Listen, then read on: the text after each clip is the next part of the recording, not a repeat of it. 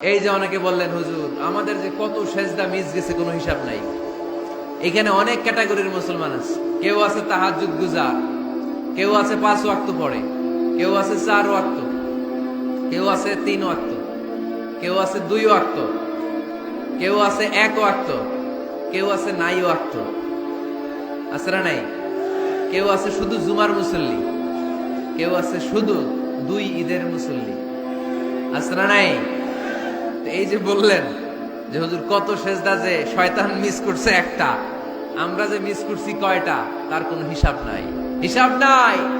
এখন থেকেই তওবা করতে হবে, ঠিক কি না? আর নফল ইবাদত বাড়ায় দিতে হবে। কিয়ামতের দিন আল্লাহ বলবে উনজুরু হাল্লি আবদি মিন তাতাওয়ু, দেখো তো কোন বান্দার যখন ফরজে ঘাটতি, যে ফরজগুলো মিস করছেন, ফরজে যখন ঘাটতি আল্লাহ তখন বলবে ও ফেরেশতারা দেখো তো ওর নফল আছে কিনা। ফেরেশতারা খুঁজে দেখবে কিছু নফল আছে। আল্লাহ তখন বলবে নফলগুলো নিয়ে ফরজের জায়গার মধ্যে বসায় দে। আওয়াজ করে বলতে হবে আল্লাহু আকবার। তাহলে নফল ইবাদত বাড়ানোর দরকার আছে না নাই?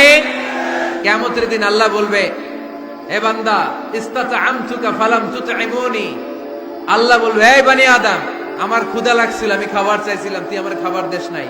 বান্দা বলবে আল্লাহ আপনি খাইতে চাইছিলেন, আরে আপনি খাইতে চাইলে তো হোটেল শেরাটন থেকে বস্তা বস্তা খাবার বক্স করে নিয়ে আসতাম, কই কোনদিন তো চান নাই।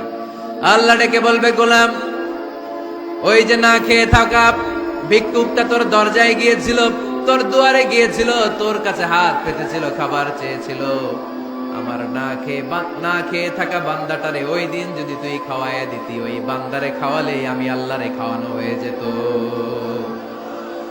আমার গরিব দুঃখী বান্দারে খাওয়াইলে আমি আল্লাহরে খাওয়ানো হয়ে যেত।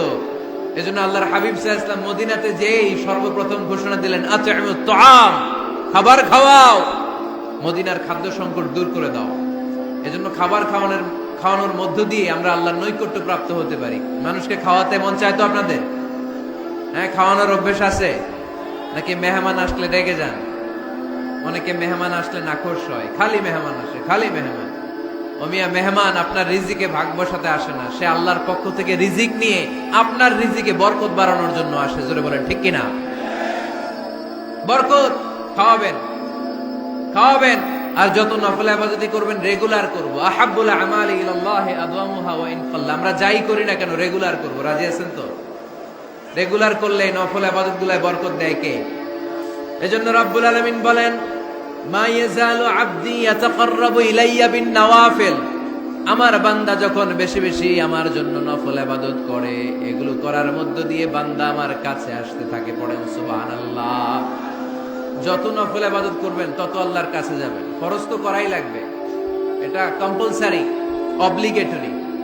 ফরজ তো করা লাগবেই, কিন্তু আল্লাহর কাছে যেতে চাইলে কাছে যাওয়া যায় ফরজ দিয়ে না নফল দিয়ে? নফল দিয়ে। চিল্লায় বলেন কি দিয়ে? নফল হচ্ছে ওভারটাইম। নফল কি?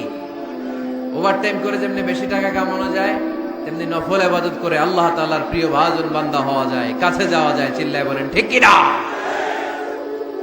আল্লাহ বলে আমার কোন বান্দা যদি বেশি বেশি নফল ইবাদত করা শুরু করে দেয়, সে আমার এত কাছে আসে, এত কাছে আসে, এত কাছে আসে, তখন কান দিয়ে যে যা শোনে সে তার নিজের কানে শোনে না, আমি আল্লাহর কানে শুনে। কোন সুবহানাল্লাহ। চোখ দিয়ে তখন সে যা দেখে নিজের চোখে দেখে না, আমি আল্লাহর চোখে দেখে। আল্লাহু আকবার। হাত দিয়ে যখন বান্দা কিছু ধরে, নিজের হাতে ধরে না, আমি আল্লাহর হাতে ধরে। পা দিয়ে যখন আমার বান্দা হেঁটে যায়, বান্দা নিজের পায়ে হাঁটে না, আমি আল্লাহর পায়ে হাঁটে। তার মানে আমি আর আমার বান্দার মধ্যে তেমন গ্যাপ থাকে না। সে যখন শুনে কেমন যেন আমার কানে শুনে, সে যখন দেখে কেমন যেন আমার চোখে দেখে, সে যখন ধরে কেমন যেন ওই জায়গায় আমি আল্লাহর হাত যুক্ত হয়ে যায়, সে যখন দৌড়ায় কেমন যেন আমি আল্লাহর পা দিয়ে দৌড়ায়। চিল্লায় বলেন ঠিক কিনা? বদরের প্রান্তরে 1000 সৈন্যবাহিনী, তলোয়ার অস্ত্র শস্ত্রে সজ্জিত, ঘোড়সাওয়ার বাহিনী। বিশ্বনবী গেলেন 313 জন নিয়ে, তলোয়ার নাই, ঘোড়া নাই, কিচ্ছু নাই। আল্লাহর উপর ভরসা করে বিশ্বনবী এক মুষ্টি বালি নিয়ে ওয়াশাহাতিল উজু বলে নিক্ষেপ করলেন। মুহূর্তের মধ্যে প্রতিটি ধুলিকণা বালিকণা কাফেরদের চোখের ভেতরে ঢুকাই দিল কে? কারণ আল্লাহ তখন বিশ্বনবীরে ডেকে বলেছেন নবী আপনি যখন বালু মেরেছেন নিজের হাতে মারেন নাই, যখন বালু নিক্ষেপ করেছেন মূলত আমি আল্লাহর হাত দিয়ে বালু মেরেছেন। ওমা রামাইতা ইয রামাইতা ওয়ালাকিন্নাল্লাহা রামা। যখন আপনি বালু মেরেছেন, এক মুষ্টি বালু যখন কাফেরদের চোখে নিক্ষেপ করেছেন, নিজের হাতে করেন নাই, কেমন যেন আমি আল্লাহ আমার হাতে বালুটা নিক্ষেপ করেছি। আপনি শুধু বালু নিয়ে নিক্ষেপ করেছেন, আর প্রতিটি ধুলিকণা বালিকণা আমি প্রতিটি কাফেরের চোখের ভিতরে ঢুকাই দিয়েছি। পড়েন আল্লাহু আকবার। এজন্য বান্দা যখন আল্লাহর প্রিয় হয়ে যায়, বান্দা যখন বেশি বেশি নফল ইবাদত করা শুরু করে দেয়, বান্দা নিজে কাজ করে না, কেমন যেন আল্লাহ নিজেই বান্দার কাজ করে দেয়। এজন্য বেশি বেশি নফল ইবাদত করবেন। হ্যাঁ, আওয়াজ করে ইনশাআল্লাহ বলতে পারলেন না? তাহলে আল্লাহর কাছে যাওয়ার এক নাম্বার মাধ্যম হচ্ছে সিজদা দেওয়া। কি দেওয়া? আর হাদিস বা সুন্নাহর আলোকে আমরা জানলাম আল্লাহ তাআলার নৈকট্য পাওয়ার দুই নাম্বার মাধ্যম হচ্ছে নফল ইবাদত করা। কি